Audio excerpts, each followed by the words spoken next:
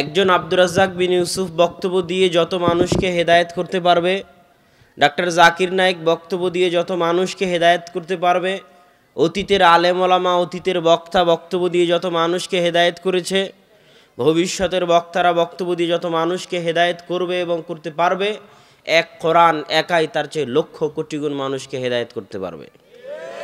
কিন্তু মানুষ কোরআন পড়তে পারলে তো, মানুষ কোরআন বুঝতে পারলে তো। আল্লাহ বলছে, আমি যদি কোরআনকে অবতীর্ণ করতাম পাহাড়ের উপর, তাহলে পাহাড় চূর্ণ বিচূর্ণ হয়ে যেত, পাহাড় বিদীর্ণ হয়ে যেত। কিন্তু মানুষের তো কোরআন বুঝারই ক্ষমতা নাই। আমাদের মধ্যে কয়জন কোরআন বুঝি? উনি যে আয়াতগুলো তেলাওয়াত করলো, সে আয়াতগুলোর অর্থ কয়জন শুনে বুঝতে পারলাম? তাহলে আমি মনে করি মানুষ যদি কোরআন শুনে বুঝতে না পারে, তাহলে মানুষের জীবনের সম্পূর্ণটাই বৃথা। কেন? মানুষ তার রবের কালাম বুঝতে পারলো না। এর চেয়ে বড় আফসোসের কিছু আছে?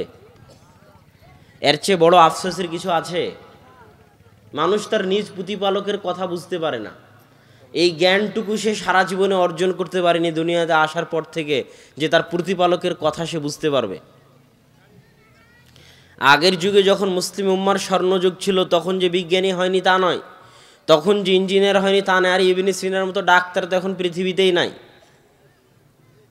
সেই যুগে যত বড় বড় বিজ্ঞানী ছিল মুসলিম উম্মার, যত বড় বড় ডাক্তার ছিল, তারা সব ছিল কোরআনের হাফেজ। তাদের বই পুস্তক সব আরবিতে লেখা।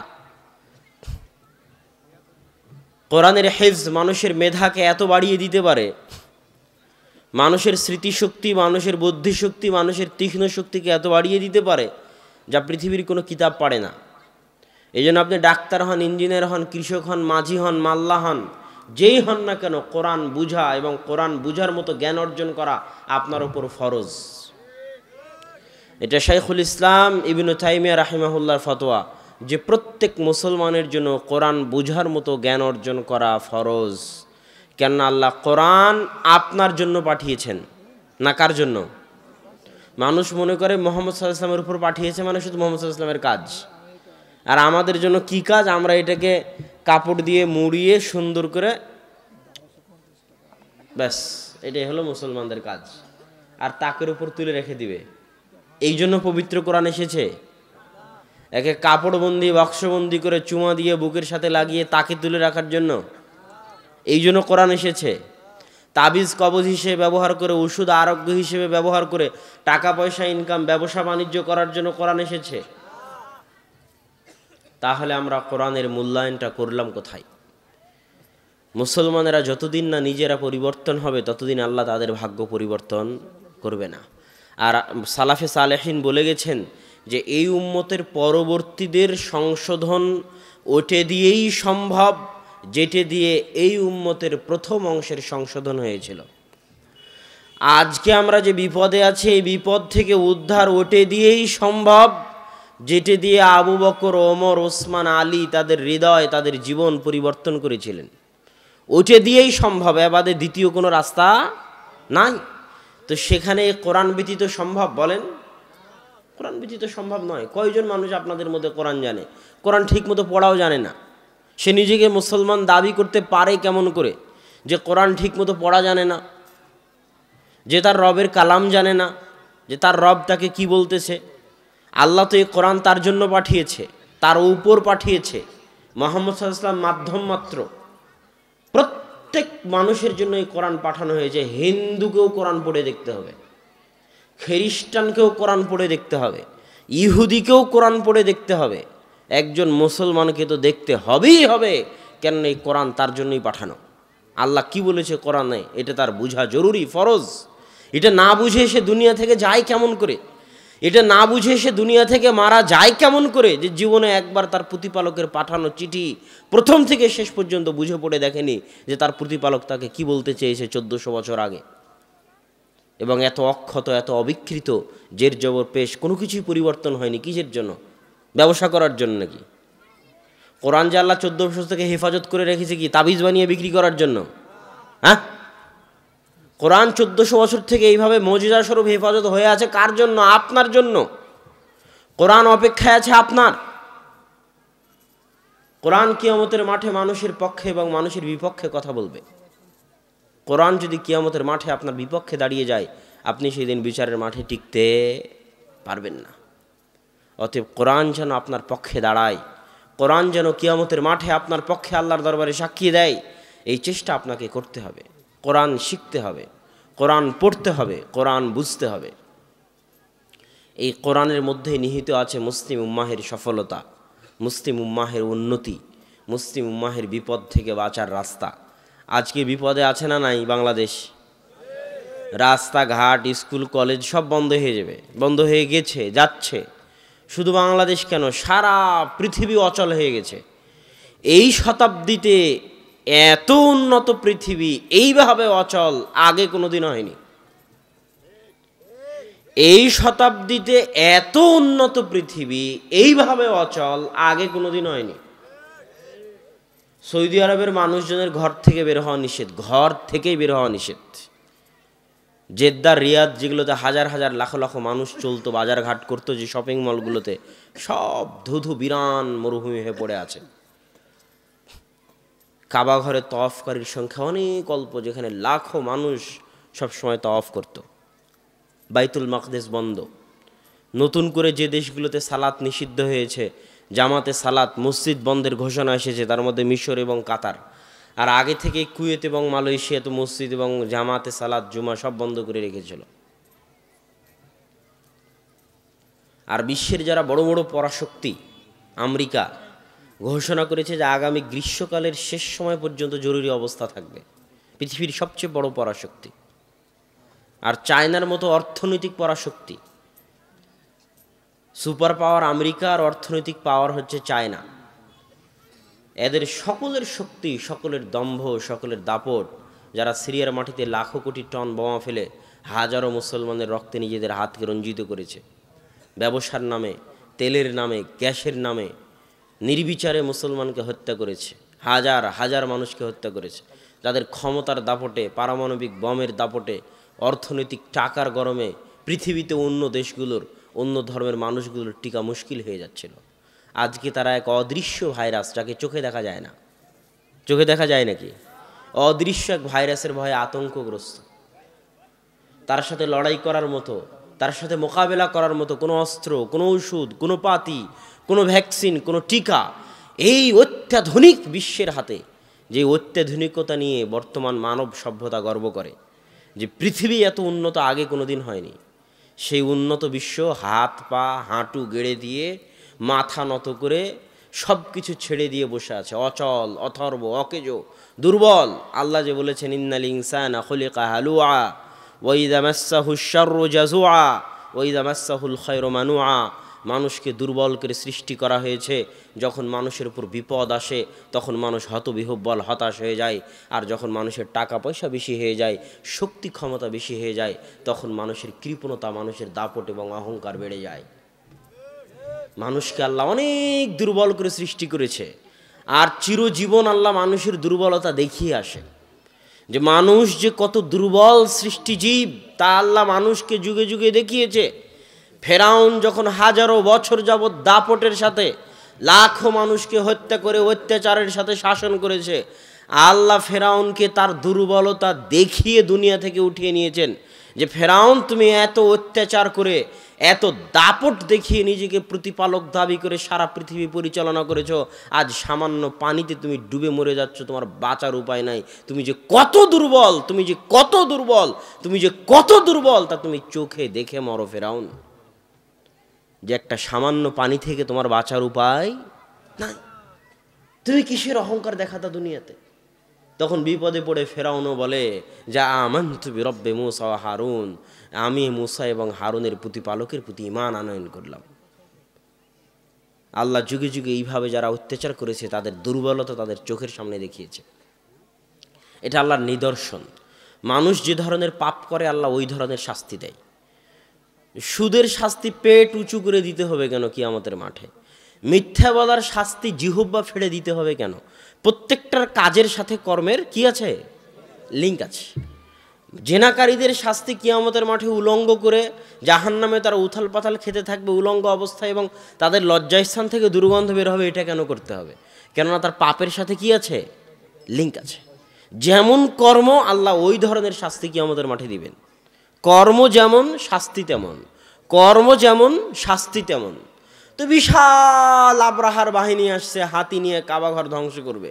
তো আল্লাহ ধ্বংস করলেন কি দিয়ে? ছোট্ট ছোট্ট পাখি দিয়ে। কথা বুঝিনি? এটা আল্লাহর নিদর্শন যে আব্রাহা তুমি বিশাল হাতির বাহিনী নিয়ে আসছো, যাও আমি ছোট্ট পাখি পাঠালাম, এই পাখির সাথে লড়াই করো, যাও। তো আজকের এই উন্নত বিশ্ব, এত গর্ব, এত দাপট, কোথায় বিজ্ঞান, কোথায় ডাক্তার, কোথায় ইঞ্জিনিয়ার, কোথায় পারমাণবিক বম, যাও একটা অদৃশ্য ভাইরাস পাঠানো, লড়াই করো দুনিয়ার মানুষ আল্লাহর ক্ষমতার সাথে।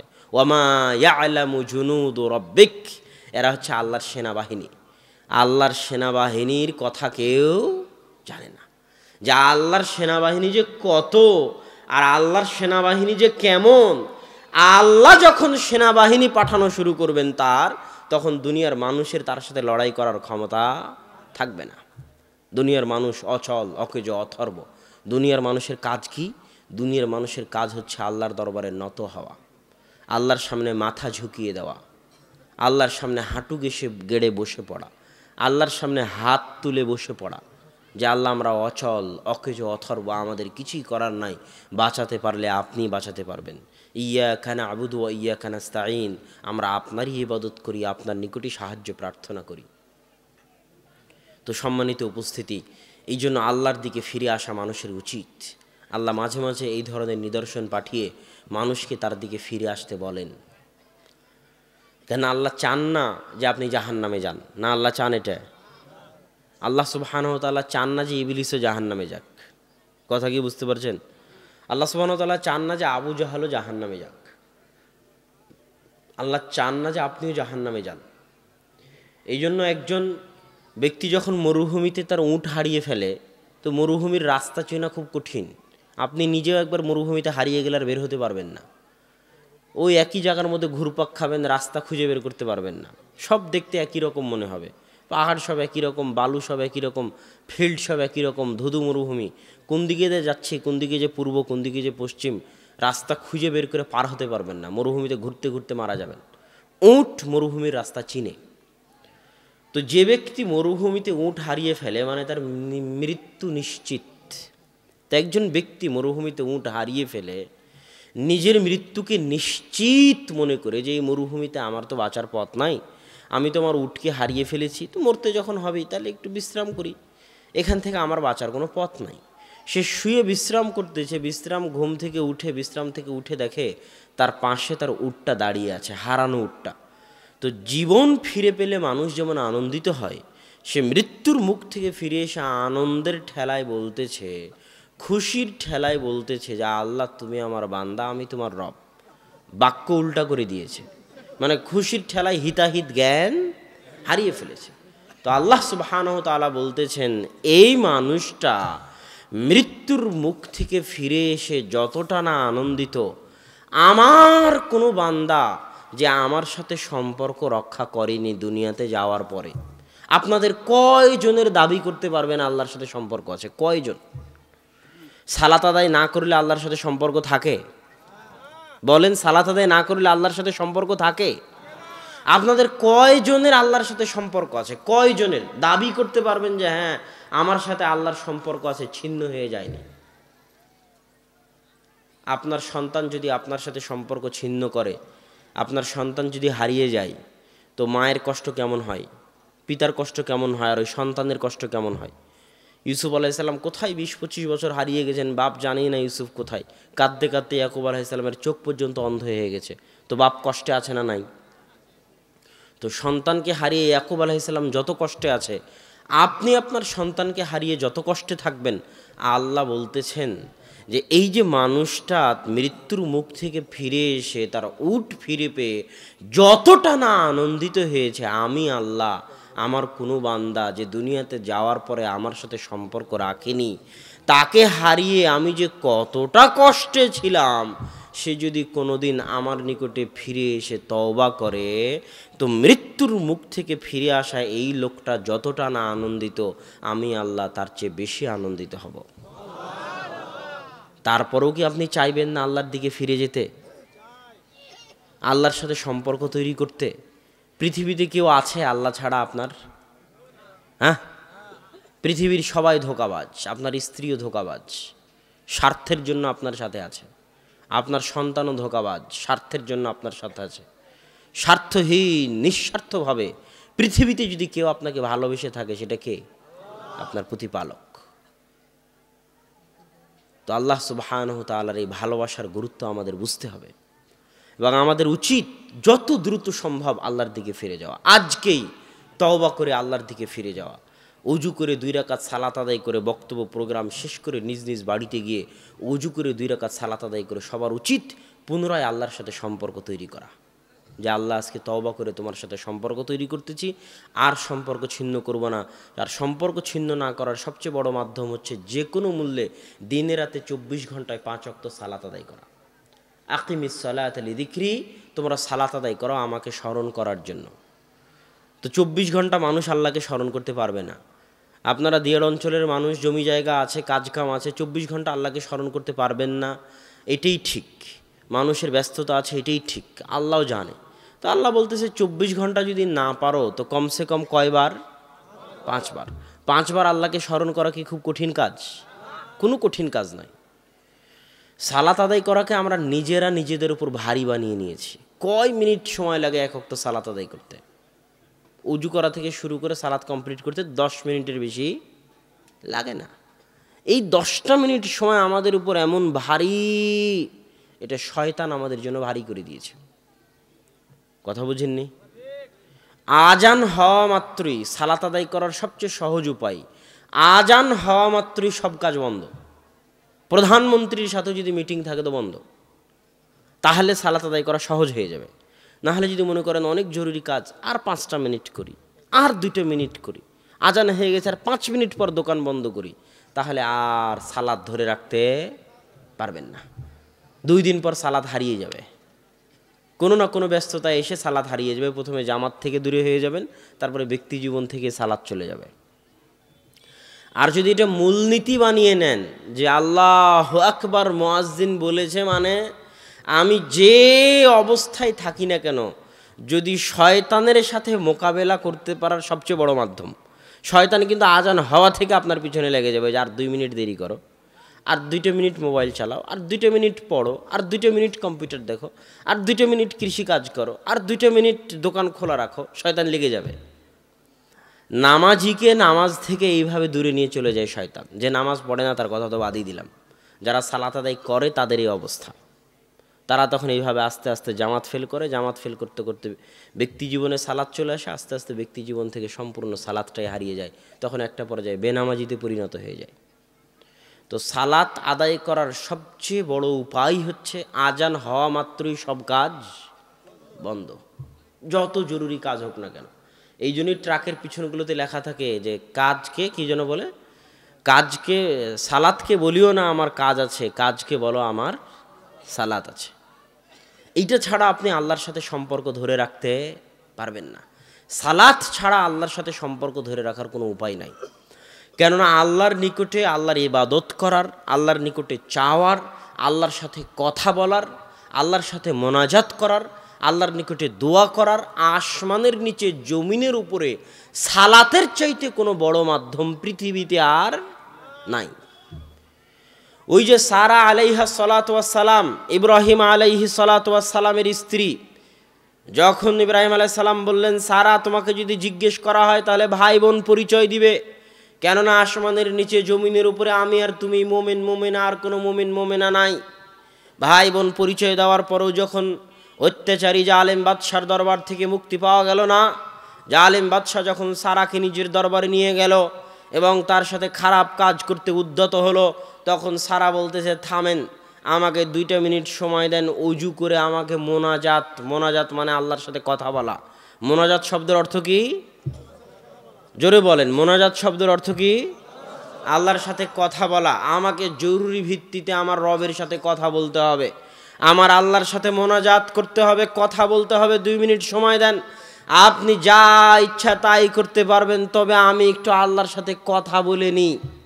মানুষ বলে না আপনি দাঁড়ান আমি একটু বসকে কল দিয়ে নিই, বলে না? বলে না? আপনি একটু থামেন, আমি একটু আমার নেতাকে একটু ফোন দিয়ে নিই, বলে না বলে না? তো সারা বলতেছে একটু দাঁড়ান, আমি আমার আল্লাহর সাথে একটু কথা বলে নিই, 2 মিনিট সময় দেন, একটু মোনাজাত করে নিই আল্লাহর কাছে। তখন উজু করে সারা সালাতে দাঁড়িয়ে গেলেন। সালাতে আল্লাহ সারাকে বলতেছেন, আল্লাহুম্মা ইন কুনতা তা'লাম, হে আল্লাহ আপনি যদি জেনে থাকেন, আহসানতু ফারজি, আমি আমার লজ্জা স্থান, আমার আমানত, আমার আব্রু, আমার ইজ্জতের হেফাজত করেছি, খেয়ানত করিনি, তাহলে আল্লাহ আজকে কঠিন দিনে আমি যেভাবে তোমার ভয়ে, তোমার পরহেজগারিতায়, তোমার তাকওয়ায় আমার লজ্জা স্থান হেফাজত করেছি, আমার আমানত, আমার ইজ্জত, আমার আব্রুর হেফাজত করেছি, আজকে কঠিন দিনে লা তুসাল্লিত আলাইয়াল কাফের, এই কাফেরকে আপনি আমার উপর বিজয়ী করিয়েন না, এই কাফেরকে আপনি আমার উপর প্রাধান্য গালাবা দিয়েন না। আজকে এই কঠিন দিনে আমি যেমন আপনার ভয়ে আমার লজ্জা স্থান হেফাজত করেছিলাম, আজ বিপদে পড়েছি, আজ আমার লজ্জা স্থান, আমার ইজ্জত, আমার আব্রু, আমার আমানতের হেফাজতের দায়িত্ব আপনার। সারার বলা কথা শেষ হয়নি, জালেম বাদশাহ হাত পা অবশ্যই মাটিতে পড়ে গেছে। তাহলে আল্লাহর নিকটে মোনাজাত করার সবচেয়ে বড় মাধ্যম কি? সালাত। জোরে বলেন না কেন? আল্লাহর নিকটে মোনাজাত করার সবচেয়ে বড় মাধ্যম কি? সালাত। এই জন্য রাসূল সাল্লাল্লাহু আলাইহি ওয়াসাল্লাম যখনই বিপদে পড়তেন, যখনই কোনো বিপদে পড়তেন, বা দাঁড়া ইলা সালাহ, সাথে সাথে সালাতে দাঁড়িয়ে যেতেন। মানুষ যখন স্বাভাবিকভাবে বিপদে পড়ে তখন মানুষ আগে স্মরণ করে, যে বিষয়ে বিপদে পড়ে সে বিষয়ে রিলেটেড কাউকে স্মরণ করে। যেমন ছেলে সন্তান যদি অ্যাক্সিডেন্ট হয়, তাহলে কোন মেডিকেলে আছে, কোন ডাক্তারের কাছে যেতে হবে, সে ডাক্তারকে কল দেয়, কাকে মেডিকেলে পাঠাবে তাকে কল দেয়। যদি কোনো কেস কোর্ট কাচারি হয়, তাহলে কোন নেতার দরবারে যাবে, কোন মেম্বার, কোন চেয়ারম্যান, কোন এমপি তাকে সহযোগিতা করতে পারবে, তার কাছে যায়, তাকে ফোন দেয়, তার সাথে কথা বলে। কিন্তু একজন মুসলমানের উচিত, বিপদ যত বড়ই হোক না কেন, বিপদ যত ছোটই হোক না কেন, আর যত বড়ই হোক না কেন, সবার আগে আপনি যে বিপদে পড়েছেন এটা কাকে জানানো উচিত? আল্লাহকে জানানো উচিত। আপনার ছেলে রাজশাহীতে অ্যাক্সিডেন্ট করেছে, রাজশাহী মেডিকেলে আছে, আপনি এখান থেকে গাড়ি নিয়ে রাজশাহী মেডিকেলে যেতে 1.5-2 ঘন্টা 3 ঘন্টা সময় লাগবে। আর এখানে 2 রাকাত সালাত আদায় করে যদি আল্লাহকে বলে দেন, আল্লাহ আমার ছেলে মেডিকেল আছে তুমি দেখো, তাহলে আপনার 3 ঘন্টা যেতে যা দেরি হবে, তার আগে আল্লাহ সুবহানাহু ওয়া তাআলা কাজ করে বসে থাকবেন। এই জিনিসটা তো মানুষ বুঝে না। বিপদে পড়লে আল্লাহকে ডেকে দেখেন, বিপদে পড়লে 2 রাকাত সালাত আদায় করার অভ্যাস গড়ে তুলুন। প্রত্যেক মানুষের জীবনে বিপদ আছে, প্রত্যেক মানুষের জীবনে কি আছে? ইন্না মাআল উসরি ইসরা, দুঃখ কষ্ট নিয়েই জীবন। মানুষের জীবন ফুলসজ্জা নয়, মানুষের জীবন সংগ্রাম। প্রত্যেক মানুষের জীবনে বিপদ আছে, আপনাদের সকলের জীবনে বিপদ আছে, গেছে, ভবিষ্যতেও ঘটতে পারে। আল্লাহ আমাদের বিপদ থেকে হেফাজত করুক, আল্লাহুম্মা আমিন। তো নিজ নিজ জীবনে, পারিবারিক, সামাজিক, ব্যক্তিগত, যখন যে বিপদে পড়বেন, আজকের বক্তব্য থেকে শিখে যাবেন, যে বিপদই পড়েন না কেন, সাথে সাথে কাউকে না কিছু বলে 2 রাকাত সালাত আদায় করে সালাতে দাঁড়িয়ে আল্লাহকে বলবেন যে আপনি বিপদে পড়েছেন। অনেক সময় শয়তান আপনাকে ধোকা দেবে, আরে তুই তো জীবনে কোনোদিন নামাজই পড়িসনি, তুই তো রোজাই রাখিস না, তুই তো মদ সিগারেট গাঞ্জা খাস, তুই আবার কি আল্লাহর কাছে দোয়া করবি? এটা শয়তানের ধোকা। কথা কি বুঝতে পারছেন? আপনি যত বড় গুনাহগার হন না কেন, যত বড় পাপিষ্ঠ হন না কেন, যত বড় পাপিষ্ঠ গুনাহগার হন না কেন, পাপ দিয়ে আপনার দুনিয়া ভর্তি হয়ে থাক, তবুও দিন শেষে আপনি কার বান্দা? আরে আল্লাহর এরিয়া থেকে আপনি কোথাও যেতে পারবেন? আসমান জমিনে মানুষ যেখানেই যাক না কেন, ওটা কার রাজত্ব? আল্লাহর রাজত্ব। দিন শেষে আপনার জীবন মৃত্যুর মালিক কে? দিন শেষে আপনাকে খাওয়ায় কে? দিন শেষে আপনাকে পড়ায় কে? কার জমিনের উপর আছেন? কার আসমানের ছায়ায়, কার আলো ভোগ করতেছেন? অতএব মদ খান, গাঞ্জা খান, বিড়ি খান, সিগারেট খান, যত বড় গুনাহগার হন না কেন, আল্লাহর নিকটে ফিরে আসতে কোনো লজ্জা নেই। যে আপনাকে লজ্জা দিচ্ছে সে শয়তান। ওই শয়তান জিন শয়তানও শয়তান হতে পারে, মানুষ শয়তানও শয়তান হতে পারে। বলতে পারে তুমি এত বড় পাপী, তুমি মাধ্যম ছাড়া, লিঙ্ক ছাড়া, ওয়াস্তা ছাড়া আল্লাহর কাছে দোয়া করতে পারবে না, তাই হুজুরের কাছে যাও, পীরের কাছে যাও, পীর আর হুজুরের মাধ্যম দিয়ে আল্লাহর সাথে দোয়া করো। আরে আল্লাহ কি পীরের বাপের? আল্লাহ কি হুজুরের বাপের পৈতৃক সম্পত্তি? না, আল্লাহ আমারও। আল্লাহকে একটু নিজের দাবি করার অধিকার রাখিয়েন। আল্লাহকে নিজের দাবি করার অধিকার রাখেন যে আল্লাহ আপনারও সৃষ্টিকর্তা, আল্লাহ আপনারও পালনকর্তা, আল্লাহ হিন্দুরও সৃষ্টিকর্তা, হিন্দুরও পালনকর্তা।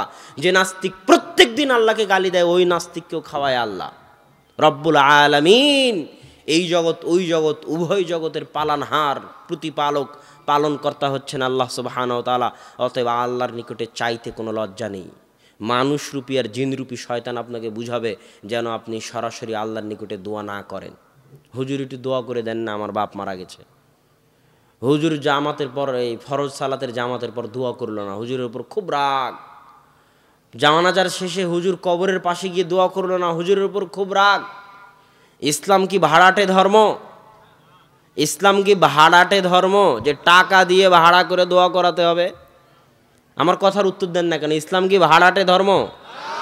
আমি এখনই বললাম যে আসমানের নিচে জমিনের উপরে মোনাজাত করার সবচেয়ে বড় মাধ্যম কি? আসমানের নিচে জমিনের উপরে মোনাজাত করার সবচেয়ে বড় মাধ্যম হচ্ছে সালাত। যেমন সারা সালাত আদায় করেছে, যেমন আল্লাহর রাসূল সালাত আদায় করেছে, এই জন্য আল্লাহ 5 বার আপনার উপর সালাত ফরজ করে দিয়েছেন। সালাত মানেই দোয়া, সালাত শব্দের শাব্দিক অর্থই দোয়া, সালাত মানেই মোনাজাত, সালাত শব্দের শাব্দিক অর্থ মোনাজাত। সালাতের শুরু থেকে নিয়ে শেষ পর্যন্ত সবই মোনাজাত। মোনাজাত শুরু হবে তাই আল্লাহুম্মা বাইদ বাইনি, এটাও মোনাজাত। আলহামদুলিল্লাহ রাব্বিল আলামিন প্রশংসা করে নিয়ে ইহদিনাস সিরাতাল মুস্তাকিম, এটাও মোনাজাত। তাসবিহ তাহলিল পাঠ করে রুকু থেকে উঠে আল্লাহর প্রশংসা করে সিজদায় গিয়ে, পৃথিবীতে মানুষ সবচেয়ে নিকটে থাকে আল্লাহর কখন? পৃথিবীতে মানুষ আল্লাহর সবচেয়ে নিকটে থাকে যখন মানুষ সিজদায় থাকে। ওই সময় যা চাওয়ার আল্লাহর নিকটে চাইতে পারবেন। ওই জন্যই সালাত, কোরআনের আয়াত ব্যতীত সবই সিজদায় পড়া যায়। এইভাবে পুরো সালাত চলতেছে। এবার সালাম ফিরানোর পূর্বে যত দোয়া আপনার জানা আছে সব দোয়া আপনি পড়তে পারবেন, কেননা আসমানের নিচে জমিনের উপরে আল্লাহর নিকটে দোয়া করার, আল্লাহর সাথে মোনাজাত করার সালাতের চাইতে বড় কোনো মাধ্যম পৃথিবীতে নাই। এবার যখন আল্লাহু আকবার বলে সালাত শুরু করেছিলেন, মানে মোনাজাত শুরু হয়েছিল। কি শুরু হয়েছিল বলেন তো? এটি সবাই বলেন, কি শুরু হয়েছিল? এবার যখন আসসালামু আলাইকুম বলে সালাম ফিরলাম, তখন কি শেষ হয়ে গেল? জোরে বলেন, কি শেষ হয়ে গেল? মোনাজাত শেষ হয়ে গেল। এখন কোনো হুজুর যদি বলে, কোনো মানুষ যদি বলে যে এই হুজুর খুব খারাপ, মোনাজাত করালো না, তাহলে আমি বলবো ওকে আরও 10 বছর পড়তে হবে এটা জানার জন্য যে আসসালামু আলাইকুম দিয়ে মোনাজাত শেষ হয়ে গেল। সে জাহেল, সে অজ্ঞ, সে মূর্খ যে সে এখনো জানে না যে সালাতি মোনাজাত, পৃথিবীতে মোনাজাতের এত বড় মাধ্যম আর নাই। সালাত যত বড় মাধ্যম, আল্লাহু আকবার দিয়ে সালাতের মোনাজাত শুরু হয়েছে, আসসালামু আলাইকুম দিয়ে মোনাজাত শেষ হয়ে গেছে। এত বড় মোনাজাত, এত বড় দামি, এত গুরুত্বপূর্ণ, এত সুন্দর মোনাজাত পৃথিবীতে আর নাই। আল্লাহকে ডাকার এর চেয়ে বড় মাধ্যম পৃথিবীতে আর নাই। এই জন্য সালাতুল জানাজা মানে কি? জানাজা মানে লাশ, মৃত ব্যক্তির লাশ। আর সালাত মানে দোয়া, দোয়া মানে মোনাজাত, মানে মৃত ব্যক্তির জন্য দোয়া করার সালাত, মৃত ব্যক্তির জন্য মোনাজাত করার সালাত। এই জন্য সালাতুল জানাজা আল্লাহু আকবার সূরা ফাতিহা, আল্লাহু আকবার দরুদ শরীফ, আল্লাহু আকবার যে মুখস্থ দুইটা দোয়া আছে, আল্লাহুম্মা গফির লাহু ওয়ারহামহু ওয়াফু আনহু, আল্লাহুম্মা গফির লিল হাইয়িনা ওয়া মাইয়িতিনা, এই যে দুইটা দোয়া আছে, এই দুইটা দোয়া কার জন্য? ওই মৃত ব্যক্তির জন্য, আমাদের সবার জন্য। এই সালাতটা দেওয়াই হয়েছে ওই ব্যক্তির জন্য, দোয়া করার জন্য যে সামনে আছে। এবার যখন আসসালামু আলাইকুম বলা হলো জানাজার সালাতে, তখন কি শেষ হয়ে গেল? মোনাজাত শেষ হয়ে গেল। যে বলবে কবরের পাশে গিয়ে মোনাজাত করা লাগবে, ওকে যদি জাহেল প্রমাণ করতে না পারি, তো আপনার এই আলাদিপুরের মাটিতে, এই গ্রামে আমি আর কোনোদিন আসবই না। ওকে আরো 10 বছর পড়তে হবে। বেটা, মোনাজাত শেষ হয়ে গেল। তুমি কেন সারা পৃথিবীর সকল হুজুর, সকল আলেম মিলে যদি কবরের পাশে দাঁড়িয়ে দোয়া বানাতে থাকে, সারা পৃথিবীর সকল আলেম মিলে যদি কবরের পাশে দাঁড়িয়ে দোয়া বানাতে থাকে, তো মুহাম্মদ সাল্লাল্লাহু আলাইহি ওয়াসাল্লাম যে দোয়া শিখিয়ে দিয়ে গেছেন মৃত ব্যক্তির জন্য, ওর চেয়ে ভালো দোয়া বানাতে পারবে না। কিয়ামত পর্যন্ত যদি কবরের পাশে দাঁড়িয়ে বানানোর চেষ্টা করে, তো আল্লাহর রাসূল যে দোয়া শিখিয়ে দিয়ে গেছেন ওর চেয়ে ভালো দোয়া বানাতে পারবে না। সে তো এখনো বুঝেনি যে সালাত মানে মোনাজাত। এই যে একসাথে হাত তুলে দোয়া করার বেদাত, এই বেদাত সমাজে ঢুকে দুইটা সুন্নাত উঠিয়ে দিয়েছে। কয়টা সুন্নাত সমাজ থেকে উঠিয়েছে? এই একটা বেদাতের কারণে সমাজ থেকে দুইটা সুন্নাত উঠে গেছে। এক, মানুষ ভুলে গেছে যে সালাতের মধ্যে দোয়া করতে হয়। ভুলে যাননি আপনারা? সবাই ভুলে গেছে, কেউ জানে না যে সালাতের মধ্যে দোয়া করতে হয়। সালাত যে দোয়া করার মাধ্যম কেউই জানে না। আল্লাহ রাসূল সালাতে দোয়া করলো, সারা সালাতে দোয়া করলো। আমরা রাত দিন বিপদ আপদ থেকে মুক্তি পাচ্ছি সালাতের মধ্যে দোয়া করে। মানুষ ভুলেই গেছে যে সালাতের মধ্যে দোয়া করতে হয়, জানেই না। কেন ভুলে গেছে? ওই যে সালাতের পরে একসাথে হাত তুলে মোনাজাত শুরু হয়েছে, ওই একটা বেদাত এত বড় একটা সুন্নাত, এত বড় একটা নেয়ামত থেকে মুসলিম উম্মাহকে দূরে রেখেছে যে সালাতের মধ্যে দোয়া করতে হয়, সালাত দোয়া করার মাধ্যম। এই মহা নেয়ামত থেকে দূরে রেখেছে। আমার চ্যালেঞ্জ থাকলো, আপনি যে বিপদেই পড়েন শুধু 2 রাকাত সালাত আদায় করে দেখবেন, ইনশাআল্লাহ আপনার বিপদ দূর হয়ে যাবে। এরকম বহু বিপদে আমি জীবনে পড়েছি, বহু বিপদে আমি জীবনে পড়েছি। 2 রাকাত সালাত আদায় করার মাধ্যমে আল্লাহ সেই বিপদ থেকে উদ্ধার করেছেন। আমি দেখেছি আমার আম্মাকেও, যখনই যে বিপদ হোক না কেন, বিপদের কথা শোনার সাথে সাথে 1 সেকেন্ড দেরি হয় না, সাথে সাথে মনে হয় রোবটের মতো, রোবটকে অর্ডার দেওয়া আছে, রোবটের মতো রোবটকে অর্ডার দেওয়া আছে যে বিপদের সংবাদ শোনা মাত্রই, রোবট যেমন অর্ডার দেওয়া থাকে ওইরকম শোনা মাত্রই চট করে অজুখানায় অজু শেষ করে 2 রাকাত সালাত। আর এই এক সালাতের বরকতে বিপদ দূর হয়ে যায়। আল্লাহু আকবার। কেন? আল্লাহকে ডাকার এর চেয়ে বড় মাধ্যম পৃথিবীতে নাই।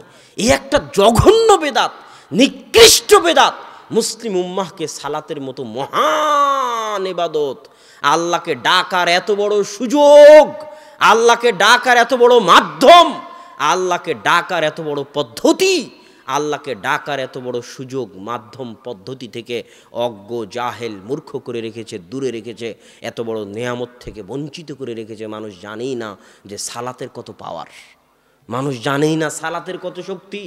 তাই মানুষ সালাত শেষ হয়ে গেলে বলে যে দোয়া করো। আরে দোয়া করার সময় তো সালাতের মধ্যে ছিল, পাগল। কত বড় নেয়ামত থেকে আপনি বঞ্চিত, অনেক বড় বিশাল নেয়ামত থেকে আপনি বঞ্চিত। সালাতের নিয়ামত থেকে বঞ্চিত আপনি। সালাতের মধ্যে যে দোয়া করতে হয় এই নিয়ামত থেকে বঞ্চিত। কেননা সালাতের পরে যে মোনাজাত আছে, আজ থেকে সংশোধন হন। আমি আপনাকে খোঁটা দিয়ে নয়, আঘাত দিয়ে নয়, আপনার দ্বীনী ভাই হিসেবে বলতে চাই, পরীক্ষা করে দেখুন সালাত দোয়া করার কত বড় মাধ্যম। ইনশাআল্লাহ আপনার দোয়া কবুল হবেই হবে ইনশাআল্লাহ। আর একটা কি সুন্নাত উঠে গেছে, এখন সালাম ফিরানোর পরে যত কোরআন এবং হাদিসে যত হাদিসের গ্রন্থ আছে, সব হাদিসের গ্রন্থে সালাম ফিরানোর পরে জিকির আজকার তাসবিহ তাহলিল সূরা নাস ফালাক ইখলাস আয়াতুল কুরসি এগুলোর কথা আছে। আলহামদুলিল্লাহ সুবহানাল্লাহ লা ইলাহা ইল্লাল্লাহ আল্লাহু আকবার, অধিকাংশ রিওয়ায়াত বর্ণনা এগুলো সংক্রান্ত যে সালাম ফিরানোর পর কি করতে হয়, জিকির আজকার তাসবিহ তাহলিল পড়তে হয়। তো সমাজে যখন একসাথে হাত তুলে দোয়া ঢুকেছে, তখন আর কয়জন তাসবিহ পড়ে, কয়জন জিকির করে সালামের পর বসে থেকে? বলেন।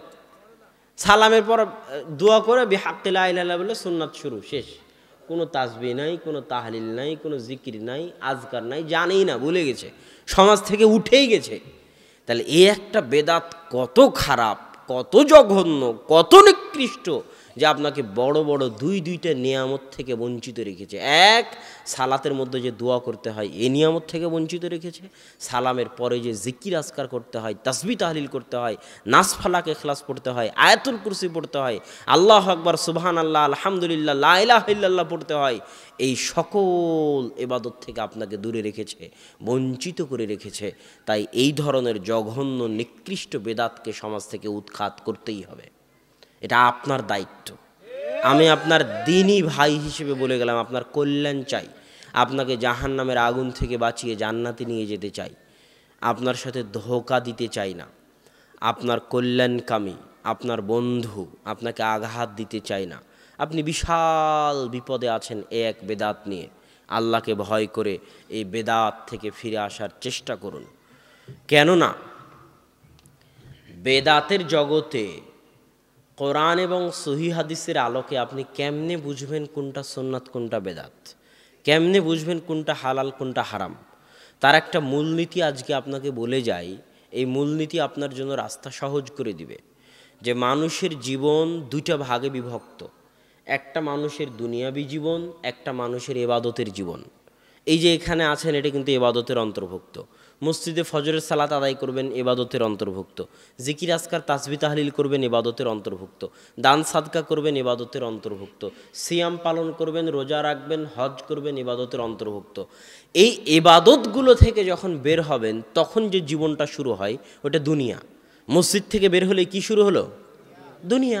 আপনার রাস্তাঘাট, বাজারঘাট, দোকানপাট, কৃষিকাজ, জমি জায়গা, কেস কোর্ট কাচারি, সংসদ ভবন, অর্থনীতি, ব্যাংক ব্যালেন্স, বিবাহ শাদী, যা কিছু আছে সব কিছু কিসের অন্তর্ভুক্ত?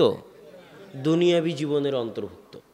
তো ইসলামের মূলনীতি হচ্ছে যা যা দুনিয়াবী জীবনের অন্তর্ভুক্ত সেটার ক্ষেত্রে হুকুমের নাম হালাল আর হারাম। কি হুকুমের নাম বলেন তো? হালাল আর হারাম।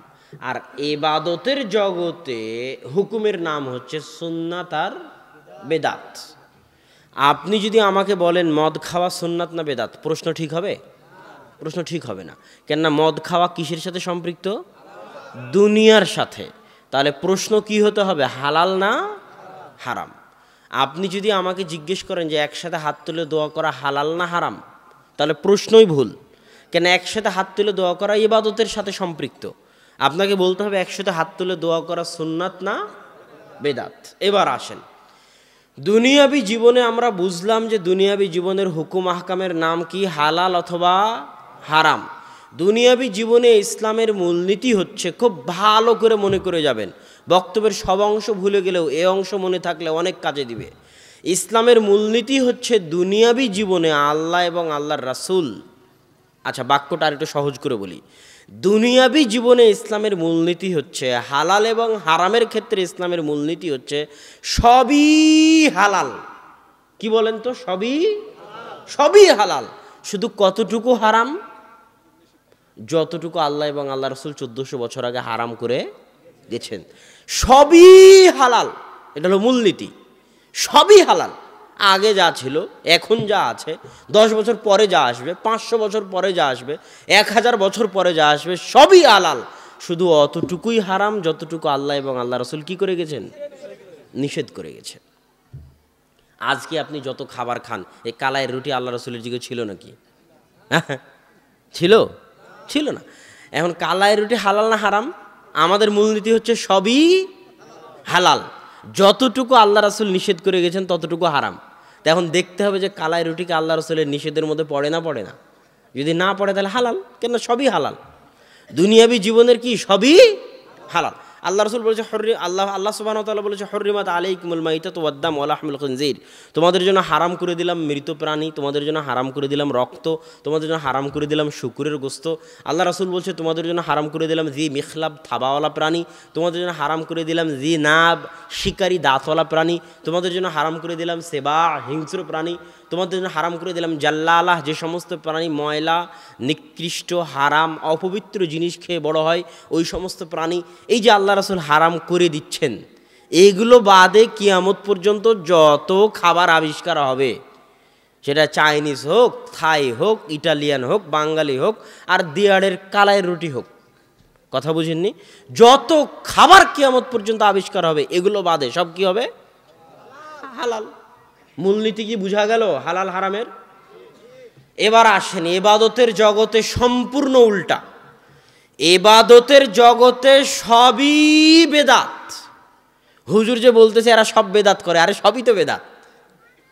আছে না যে এরা ওই আব্দুর রাজ্জাক বিন ইউসুফ এরা খালি আসলেই খালি বলে এটা বেদাত সেটা বেদাত উমুক বেদাত তুমুক বেদাত। তো সবই যদি বেদাত হয় তো ইবাদত করবো কোনটারে পাগল? তা ইসলামের মূলনীতি হচ্ছে ইবাদতের জগতে সবই কি? এটা জোরে বলেন তো, সবই কি? শুধু কতটুকু সুন্নাত? যতটুকু আল্লাহ এবং আল্লাহ রাসূল 1400 বছর আগে বলে গেছে এবং করে গেছে। আল্লাহর রাসূলের মৃত্যুর পর থেকে না আজ পর্যন্ত যত ইবাদত আবিষ্কার হবে আর আরও 500 বছর পরে যত আবিষ্কার হবে, চুল পরিমাণও যদি বৃদ্ধি হয় তো ওই চুলের নাম কি হবে? সরিষা পরিমাণ যদি নতুন আবিষ্কার হয়, ওর নাম কি হবে? বেদাত। তাহলে ইবাদতের জগতে সবই বেদাত। এখন তুমি যদি জিজ্ঞেস করো যে এটা যে বেদাত কোথায় লেখা আছে, নিষেধের দলিল দেন। আরে সবই তো বেদাত, নিষেধের দলিল কি দিব? তোমাকে দলিল দিতে হবে যেটা আল্লাহ এবং আল্লাহ রসুল করেছে। একটা যখন কাগজ অফিস আদালতে পাশ হয়, তখন চেয়ারম্যান, মেম্বার বা যারা দায়িত্বশীল প্রিন্সিপাল, তার স্বাক্ষর লাগে না? লাগে না? স্বাক্ষর লাগে। তো ইবাদত বলে গণ্য হতে, ভ্যালিড, লেজিটিমেট ইংরেজিতে বলে, যে এটা যে ইবাদত, এটা ভ্যালিড, গ্রহণযোগ্য হতে, লেজিটিমেট হতে মুহাম্মদ সাল্লাল্লাহু আলাইহি ওয়াসাল্লাম এবং আল্লাহর স্বাক্ষর লাগবে, সিলমোহর লাগবে। যতক্ষণ না মুহাম্মদ সাল্লাল্লাহু আলাইহি ওয়াসাল্লামের স্বাক্ষর পাওয়া যাবে, আল্লাহর স্বাক্ষর পাওয়া যাবে, ততক্ষণ এটা ইবাদত বলে ভ্যালিড হিসেবে গণ্য হবে না। সেই স্বাক্ষরটা কি? কাল আল্লাহ তাআলা, আল্লাহ বলেছেন কোরআনে, অথবা কাল রাসূলুল্লাহ সাল্লাল্লাহু আলাইহি ওয়াসাল্লাম, আল্লাহ রাসূল বলেছেন হাদিসে অথবা করেছেন। এই দুটার একটাও যদি না পাওয়া যায়, তো যত বড় ইবাদত হোক, যত ভালো ইবাদত হোক, ওইটাকে ডাস্টবিনে নিক্ষেপ করে দিতে হবে। ওর কোনো ভ্যালিডিটি, ওর কোনো গ্রহণযোগ্যতা পৃথিবীতে নাই। আর যারাই ওটাকে গ্রহণযোগ্য মনে করবে, ওরাই আল্লাহ এবং আল্লাহ রসুলের উপর মাতাব্বরি করবে। আর এই মাতাব্বরির জবাব আল্লাহ রসুল কিয়ামতের মাঠে দিবেন। এটা মাতাব্বরি করা, বাটপারি করা, কথা বুঝেননি? যিনি মোড়ল, যিনি নেতা, তার উপর তুমি মাতাব্বরি করো কেন? তুমি কি নবী নাকি? তুমি কি রাসূল নাকি? তোমাকে যদি একসাথে হাত তুলে দোয়া করার, তুমি যদি বলো সুন্নাত, তুমি নিজে যদি জোর করে দাবি করো, তো নবী হয়ে আসো। নবী হয়ে আসনি কেন? তুমি নবী নাকি? তাহলে তুমি মাতাব্বরি করো কেন নবী যদি না হও? ইসলাম কি তোমার বাপের ধর্ম? ইসলাম শুধু আল্লাহর, আল্লাহ রসুলের কথা চলবে ইবাদতের জগতে। আল্লাহর, আল্লাহ রসুল করেনি, তুমিও করতে পাবা না। তুমি যদি জোর করে করতে যাও, তাহলে তুমি হয় নিজেকে নবী দাবি করতেছো, আর না হলে বলতেছো মুহাম্মদ সাল্লাল্লাহু আলাইহি ওয়াসাল্লাম তার নবুয়তের দায়িত্ব পালন করেনি। নাউজুবিল্লাহ, আমানতের খেয়ানত করেছে। অথবা বলতেছো তুমি বেশি পরহেজগার, আল্লাহ রসুল তোমার চেয়ে কম পরহেজগার। নাউজুবিল্লাহ। অথচ আল্লাহ রসুল বলছে ওয়াল্লাহি লা ইন্নী আখশাকুম ওয়া আতকাকুম লিল্লাহ, আল্লাহর কসম, ওই তিনজন ব্যক্তিকে যাদের ঘটনা আপনারা জানেন, তাদেরকে আল্লাহ রসুলেরই বাক্য, যে ওয়াল্লাহি লা ইন্নী আখশাকুম ওয়া আতকাকুম লিল্লাহ। কোন তিনজন? যারা বলেছিল যে তাকাল্লুহা, হাদিসের ইবারত বুখারীর, যে আল্লাহ রসুলের ইবাদতকে তারা অল্প মনে করলো, যে আল্লাহ রসুলের আগের পরের সব গুনাহ তো মাফ করে দেওয়া হয়েছে, এই অল্প ইবাদতে আল্লাহ রসুলের চলবে। আমরা একজন সারা রাত তাহাজ্জুদ সালাত আদায় করবো, আর বলল জীবনে কোনো দিন বিবাহ করবো না। আর একজন কি বলল? আরেকজন বলল যে আমি সারা রাত সারা দিন সিয়াম পালন করব, সিয়াম ভাঙবো না, প্রত্যেক দিন সিয়াম পালন করব, সিয়াম ভাঙবো না। তো আল্লাহ রসুল ওদেরকে ডেকে বলতেছেন, শোনো, আল্লাহি, আল্লাহর কসম, লা ইন্নি, লাম মানে অবশ্য, অবশ্যই তাকিদ, ইন্নি নিশ্চয়, আমি, আল্লাহর কসম, নিশ্চয়, অবশ্য, অবশ্যই আমি মুহাম্মদ আসমানের নিচে জমিনের উপর সবচেয়ে বেশি আল্লাহকে ভয় করি, সবচেয়ে বেশি তাকওয়াবান, সবচেয়ে বেশি পরহেজগার। যদি করা লাগতো তাহলে আমিই করতাম। মান রাগিবা আন সুন্নতি ফালাইসা মিন্নি, যারা আমার সুন্নাত থেকে মুখ ফিরিয়ে নিল, তারা আমার উম্মতের অন্তর্ভুক্ত নয়।